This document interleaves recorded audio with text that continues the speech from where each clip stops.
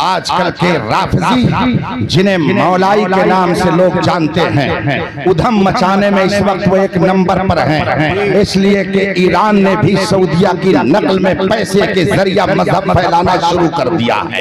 جس طریقے سے سعودیہ نے اپنی دولت کے ذریعہ نہ جانے کتنوں کو وہابی بنایا، نہ جانے کتنوں کو بدعقیدہ بنایا، ایران نے یہ فلسفہ سمجھ لیا۔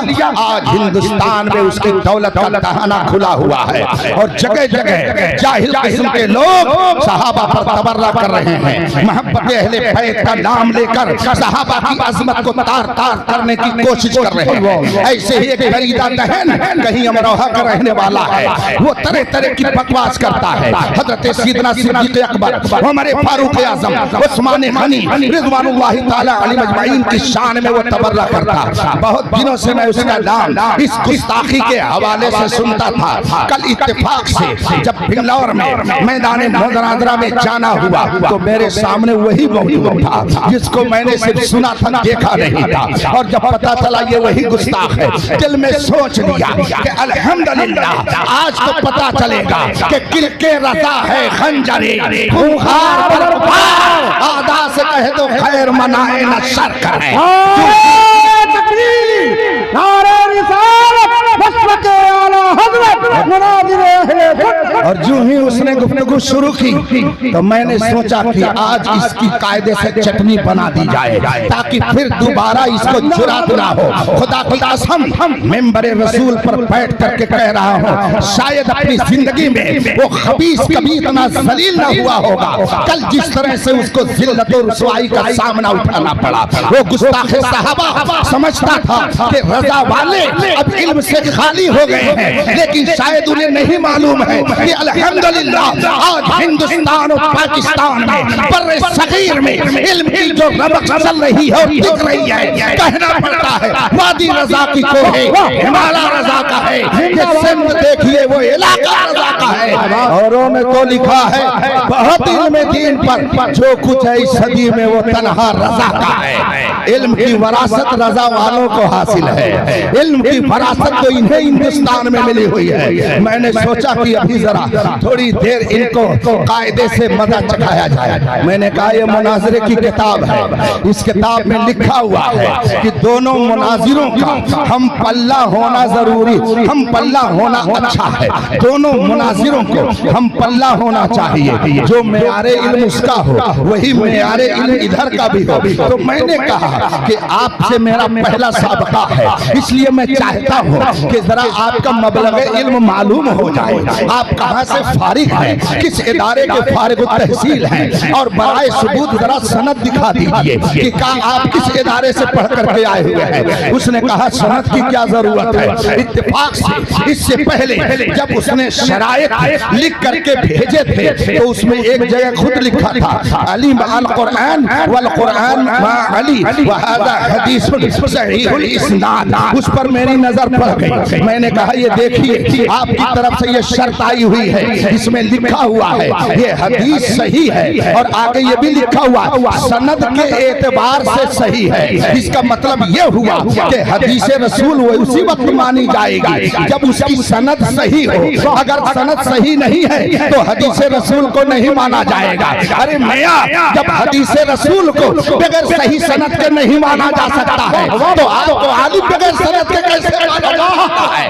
جو ہی میں نے کہا ان کو دن میں تارے نظر آنے لگے، اور اس کے بعد میں وہ ادھر ادھر کی جب باتیں کرتے رہے تو انہوں نے کہا ارے بات کرنی چاہیے، بحث کرنی چاہیے۔ میں نے کہا الحمدللہ ہم اہل سنت ہیں، ہمارا ایمان قرآن پر ہے، ہم عمل کرنے والے قرآن و حدیث پر ہیں، اجماع امت کو بھی مانتے ہیں، قیاس کو بھی مانتے ہیں، ہم قرآن پر عمل کر رہے ہیں، اس لیے کہ قرآن نے ارشاد فرمایا ہے وَعِبَادُ الرَّحْمَنِ الَّذِينَ يَمْشُونَ عَلَى الْأَرْضِ هَوْنًا وَإِذَا خَاطَبَهُمُ الْجَاهِلُونَ قَالُوا سَلَامًا۔ اللہ کے نیک بندے وہ ہیں کہ جب زمین پر چلتے ہیں تو بہت آہستہ آہستہ چلتے ہیں، اور جب جاہل ان سے گفتگو کرتا ہے تو ان سے وہ بحث نہیں کرتے ہیں بلکہ قالوا سلاما، وہ سلام کہہ کر کے چلے جاتے ہیں۔ تو اگر آپ جاہل ہوئے تو ہم آپ سے بحث نہیں کر سکتے ہیں، اس لیے کہ قرآن نے ہمیں تعلیم دی ہے، تو ہم چاہتے چاہتے ہیں پتہ چل جائے کہ آپ کا مبلغ علم کیا ہے۔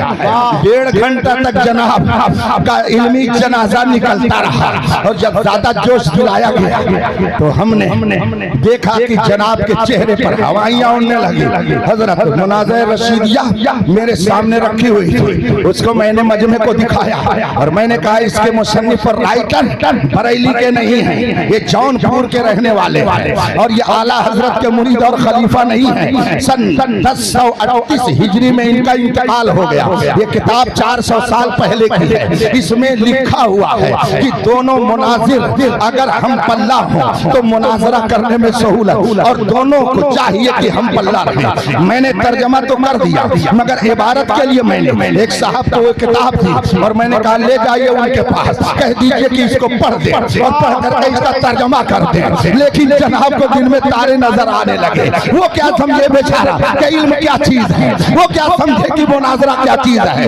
ایک روز میں نے اس کی ایک تقریر سنی، وہ کہہ رہا تھا کہ تعزیہ بنانا سنت رسول ہے، اور صرف بنانا ہی نہیں بلکہ گھمانا بھی سنت رسول ہے۔ اور دلیل کیا دے رہا ہے کہ رسول پاک صلی اللہ علیہ وسلم مکے میں امام حسین کو کندھے پر بٹھا کر مکے کی مدینے کی گلیوں میں گھماتے تھے، اور تعزیہ امام حسین کی یادگار ہے تو اسے بھی گلیوں میں گھمانا یہ رسول پاک کی سنت ہے۔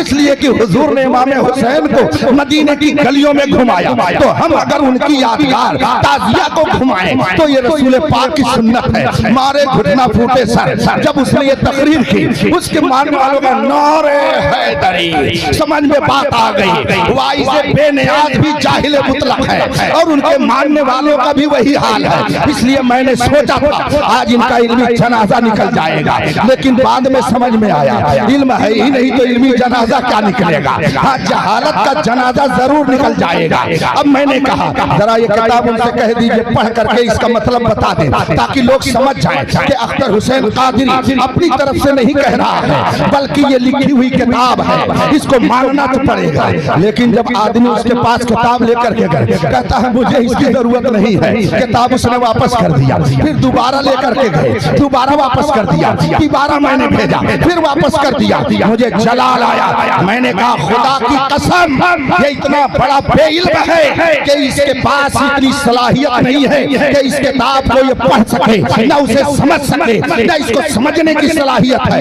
نہ پڑھنے کی صلاحیت ہے۔ جس کا یہ حال ہو وہ صحابہ پر تبرہ کرے، اس کو تو پانی میں شرم کے مارے ڈوب کے مر جائے۔ نعرہ تکبیر، نعرہ رسالت، مسلک اعلی حضرت علماء اہل سنت حضرت علامہ اختر حسین علیوی صاحب قبلہ۔ اور اس کے بعد پھر جب بہت جھجوڑے کہ سند دکھاؤ بھائی، سند دکھاؤ، تو وہ بہت جھجوڑنے کے بعد جوش میں کہتا یہ میں بھی سند لے کر آیا ہوں، لے جائیے ان کو دکھا دیجئے۔ میرے بغل میں مولانا شہزاد عالم صاحب استاد جامعۃ الرضا بریلی شریف بیٹھے ہوئے تھے۔ میں نے ان سے کہا ذرا دیکھیے تو انہوں نے ہنس کے کہا حضرت یہ تو عجیب سند پیش کر رہا ہے اپنے عالم ہونے کی۔ میں نے کہا وہ کیا؟ کہا ایک حفظ کی سند ہے اور ایک اردو ڈپلوما کی سند ہے، اس کے علاوہ اس کے پاس کوئی سند ہی نہیں ہے۔ میں نے کہا اللہ اکبر، ارے جناب اسی لیے تو آپ اتنی دیر سے سند نہیں دکھا رہے تھے، اس لیے کہ آپ کے پاس عالم کی سند ہے ہی نہیں، کیونکہ آپ نے پڑھا ہی نہیں ہے، آپ بے علم ہیں۔ بے علم سے مناظرہ کرنے کے لیے اختر حسین نہیں ہے، لاؤ کسی علم والے کو تو پتا چلے۔ مجبوراً اس کے صدر مناظرہ نے کہا ہم اعلان کرتے ہیں ہم نے جن کو مناظر بنا کے بھیجا تھا ان کے پاس کوئی سند نہیں ہے، وہ عالم نہیں ہے، اس لیے ہم ان کو ہٹا کر کے دوسرے کو لاتے ہیں۔ اللہ اکبر، اتنی ذلت و رسوائی اسے مجمع میں کل اٹھانی پڑی۔ میں نے دل میں سوچا جو صحابہ کی عظمت پر کھیلنے کی ناپاک کوشش کرتا ہے خدا اسے ایسے ہی اچھی جگہوں پہ بلا کے سلی۔ بابا نعرہ تکبیر، نعرہ رسالت، عظمت صحابہ